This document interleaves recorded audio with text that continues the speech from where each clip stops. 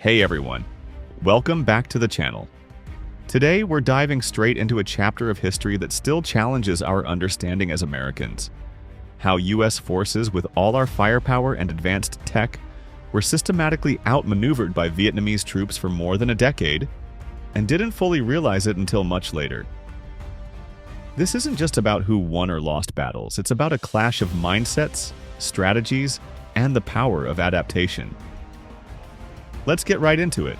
From the very start, the US Army arrived in Vietnam brimming with confidence.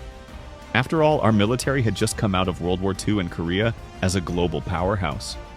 We brought helicopters, jets, cutting-edge weapons, the latest communications, and a playbook built for large-scale conventional warfare. We believed that with this niche, our technological edge and battlefield organization, we could handle anything thrown our way. But Vietnam was nothing like the wars we had fought before.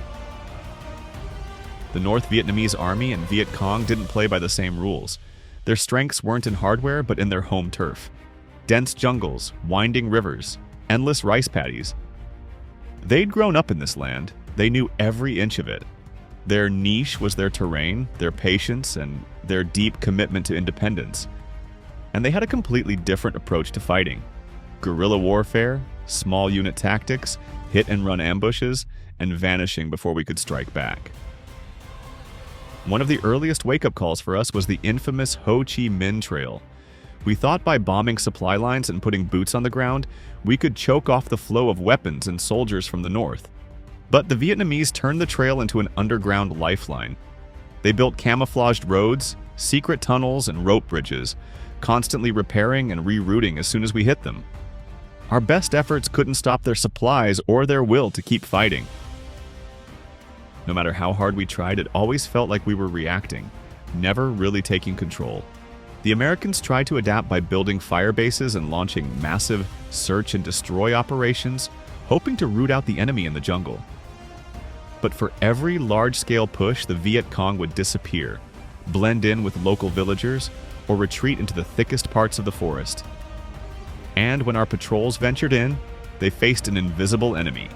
Traps, snipers, sudden attacks, and then nothing but silence. The jungle swallowed everything. This wasn't just a physical battle, it was a psychological one. American soldiers arrived expecting front lines and decisive victories. Instead, they found an enemy that could be anywhere, or nowhere at all. Days turned into weeks of slogging through mud, fighting heat, exhaustion, and the constant fear of unseen threats. Morale took a hit. Stories of heroism were matched by stories of confusion and frustration. Meanwhile, the North Vietnamese Army kept up the pressure. They had a strategy. Don't go toe-to-toe with the Americans in open battle. Wear them down instead. Every trap, every ambush, every sleepless night for US troops chipped away at our sense of security and control. We had the hardware, but they had the heart, and, crucially, the patience to fight for as long as it took. Looking back, it's clear that what we thought was an advantage, our niche, became a weakness when the enemy refused to fight our kind of war. And for more than 10 years, that simple fact turned the conflict into one of the most difficult and humbling in American military history. As the war dragged on, American commanders were forced to confront a tough reality. Our Army's traditional tactics just weren't working the way they had in previous wars. Sure, we had overwhelming firepower and technological superiority, but Vietnam was a different battlefield altogether. Our large-scale offensives and sweeping operations often left us chasing shadows. By the mid-1960s, it was becoming clear that the Vietnamese Army and the Viet Cong were experts at staying hidden, moving supplies right under our noses, and picking their battles with surgical precision. One key turning point was the shift to search and destroy missions. These were meant to find enemy strongholds, engage, and eliminate them. On paper, it made sense. In reality, the Vietnamese forces, using their intricate network of tunnels, underground bunkers, and local knowledge, simply melted away before we could bring our full force to bear. We might capture a village or secure a position, but as soon as we moved out, the Viet Cong would reappear, often with the support of the local population.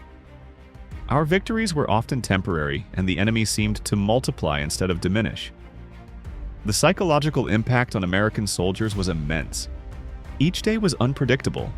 A patrol through what looked like a peaceful village could suddenly turn into an ambush, or a hidden booby trap might take lives without warning.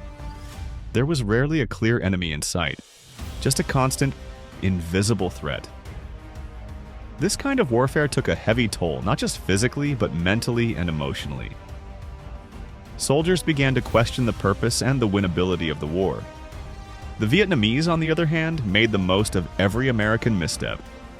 They understood that they didn't have to win every battle, they just had to make the cost of staying too high for the United States.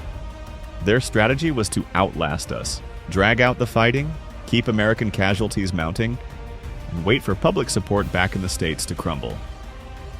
In this, they were remarkably effective.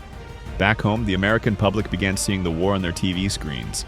Grisly footage, stories of civilian casualties, and the devastating effects of napalm and bombing runs. The living room war changed how Americans felt about our involvement. Protests grew. Confidence in military and political leaders eroded.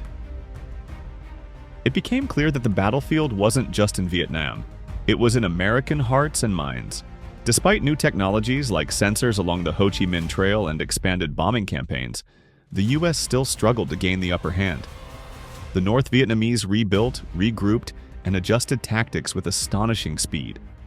Their adaptability kept the pressure on, and our army, for all its might, often felt like it was trying to hold back a tide with its hands.